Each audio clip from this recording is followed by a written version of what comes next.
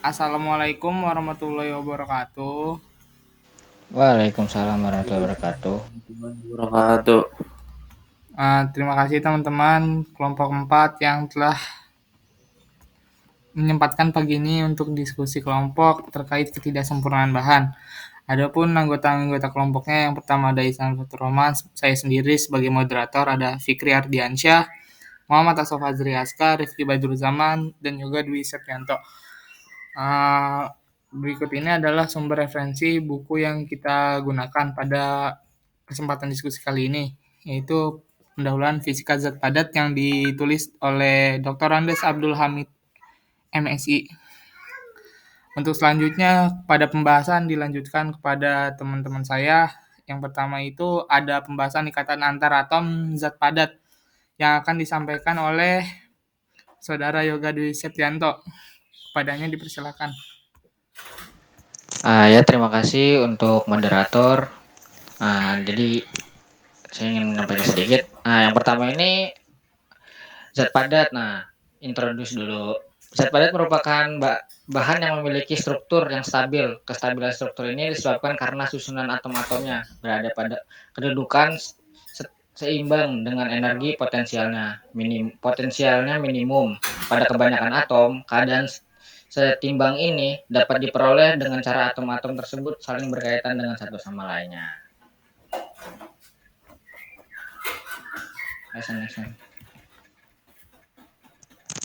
Ada gaya ikat antar atom. Zat padat terdiri dari atom-atom, ion atau molekul yang saling berdekatan dan menepati kedudukan tertentu di sekitar posisi setimbangnya. Pada umumnya, zat padat mempunyai bentuk dan volume yang sukar berubah. Hal ini disebabkan karena adanya gaya-gaya yang bekerja antar atom, ion, atau molekul yang berbagai keberadaan zat padat. Dan gaya-gaya inilah yang mengikat semua bersama dalam bentuk zat padat. Terus yang kedua ada energi ikat antar atom. Ikatan yang terdiri antar atom sangat erat hubungannya dengan jarak dan besar energi yang diperlukan untuk mengikat atom-atom tersebut. Energi yang diperlukan untuk mengikat dua atom atau lebih disebut ikat. Energi ikat tersebut merupakan manifestasi dan gaya ikat untar atom.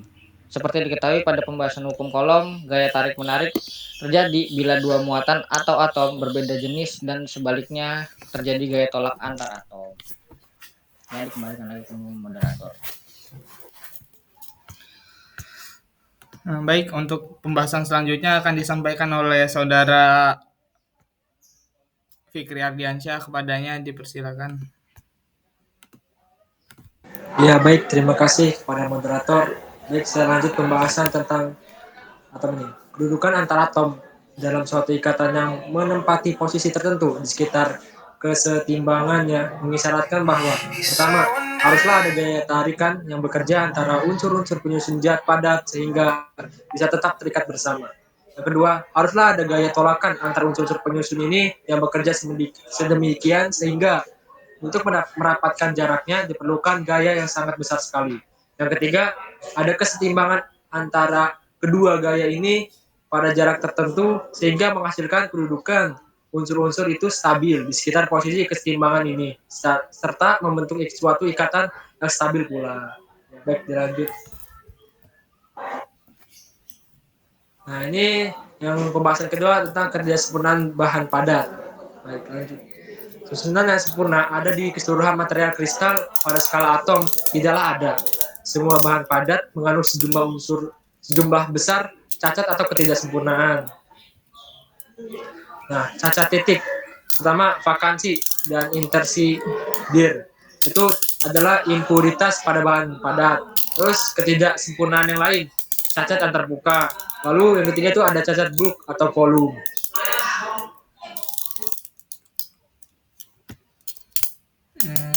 Baik, untuk pembahasan selanjutnya akan disampaikan kepada Saudara Asaf. Pada Saudara Asaf bisa disampaikan.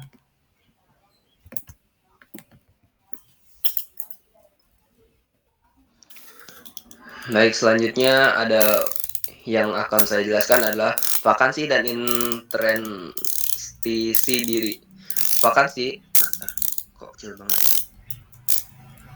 Vakansi adalah kekosongan sisi, yaitu sisi yang seharusnya ditempati atom, kehilangan atomnya. Vakansi terbentuk selama proses pembentukan dan juga karena getaran atom yang mengakibatkan perpindahan atom dari sisi kiri ke normal. Selanjutnya, intersisi diri. Intrisi diri atau self interstitial adalah sebuah atom dari bahan kristal yang terdesakan ke dalam sisi interstisi, yaitu ruangan kosong kecil di mana dalam kondisi normal tidak diisi atom. Next. Impuritas pada bahan padat. Impuritas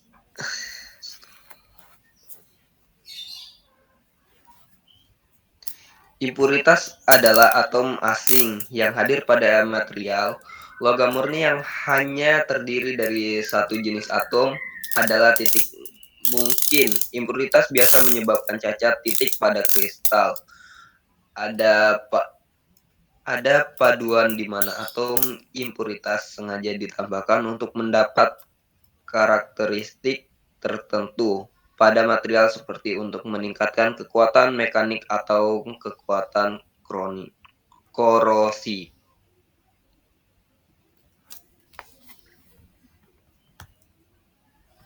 Baik, untuk pembahasan selanjutnya akan disampaikan kepada Saudara Rifki Badur Zaman. Kepadanya dipersilakan. Ya, terima kasih kepada Saudara Ihsan selaku moderator yang telah mempersilahkan waktunya kepada saya untuk membacakan ataupun menerangkan kembali tentang ketidaksempurnaan atom ini. Nah, ketidaksempurnaan ini ada namanya dengan dislokasi. Adalah ataupun cacat linier satu dimensi di mana dekatnya beberapa atom tidak segaris. Dari dislokasi ini ada 3 jenis. Yang pertama ada dislokasi sisi. Dislokasi sisi adalah terdapatnya bidang atom ekstra atau setengah bidang, di mana sisinya terputus di dalam kristal. Yang kedua ada dislokasi ulir. Sedangkan dislokasi ulir ada arah vektor Burgernya tegak lurus dengan tegangan gesernya. Dislokasi terbentuk pada saat pembekuan material selama proses deformasi plastis dan karena tegangan termal pada proses pendinginan yang cepat. Yang ketiga ini ada dislokasi pada material yang ditimbulkan. Nah, selama proses pembekuan karena deformasi plastis, yaitu tegangannya itu termal sebagai hasil pendinginan cepat. Next.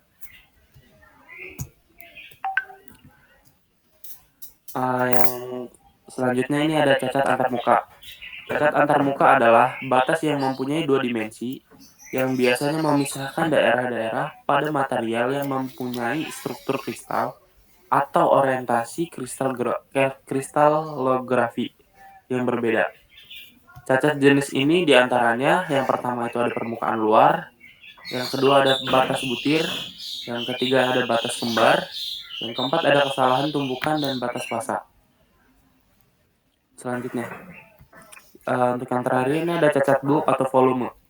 Nah, cacat lainnya yang ada pada semua material padat di mana antaranya ini lebih besar dari yang sudah dibicarakan adalah pori, letak, inklusi benda asing dan fasa-fasa lainnya. Cacat-cacat ini timbul biasanya selama tahap-tahap proses dan pabrikasi. Terima kasih. Saya Rifki Badur Zaman, kembalikan kepada moderator.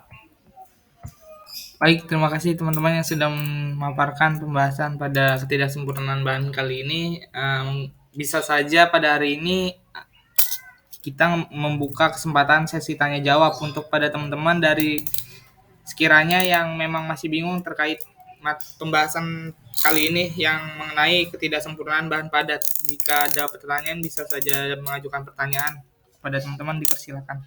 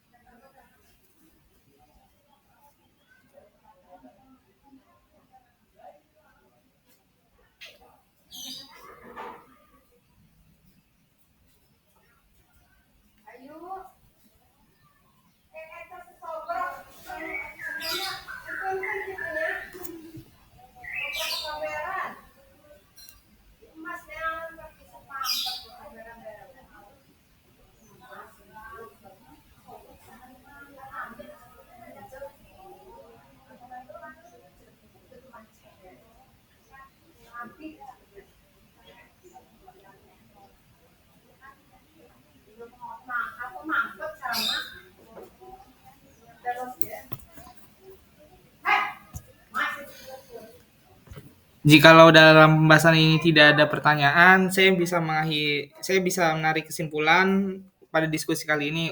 Namun untuk kawan-kawan yang masih sukar, bingung terhadap pemahaman materi dalam diskusi kali ini, nanti akan dibuka kolom diskusi pada komentar di channel YouTube. Nanti kawan-kawan jangan lupa ya.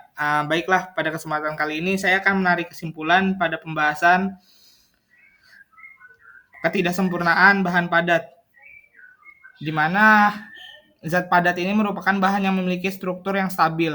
Nah, kestabilan struktur ini karena adanya susunan-susunan atom yang berada pada kedudukan yang setimbang dengan energi potensialnya. Kemudian kedudukan antara atom ini dalam suatu ikatan menempat posisikan tertentu di sekitar kesetimbangannya yang mengisyaratkan bahwa haruslah ada gaya tarik yang bekerja antara unsur penyusun zat padat sehingga bisa tetap terikat secara kuat. Kedua, haruslah ada gaya tolakan antara unsur penyusun yang bekerja sedemikian sehingga bisa merapatkan antara jarak antar atom yang diperlukan gaya yang sangat besar. Yang ketiga, ada ketidaksetimbangan antara kedua gaya ini pada jarak tertentu sehingga dapat menghasilkan kedudukan unsur-unsur yang stabil di sekitar posisi kesetimbangan. Nah, susunan yang sempurna ini ada di seluruh material kristal. Pada skala atom tidaklah ada. Nah, semua bahan padat mengandung sejumlah besar cacat atau ketidaksempurnaan. Jenis-jenis cacat pada material solid atau zat padat ini ada cacat titik atau point defect yang berisi kekosongan, intercity, substitusi. Yang kedua ada dislokasi. Yang ketiga ada cacat antarmuka. Dan yang keempat ada batas butir. Kami rasa dari kelompok ini sudah dicukupkan dalam pembahasan kali ini. Jika teman-teman yang masih bingung bisa mengajukan pertanyaan melalui kolom komentar. Akhir salam, wabillahi taufiq wal hidayah. Wassalamualaikum warahmatullahi wabarakatuh. Waalaikumsalam warahmatullahi wabarakatuh. Wabarakatuh.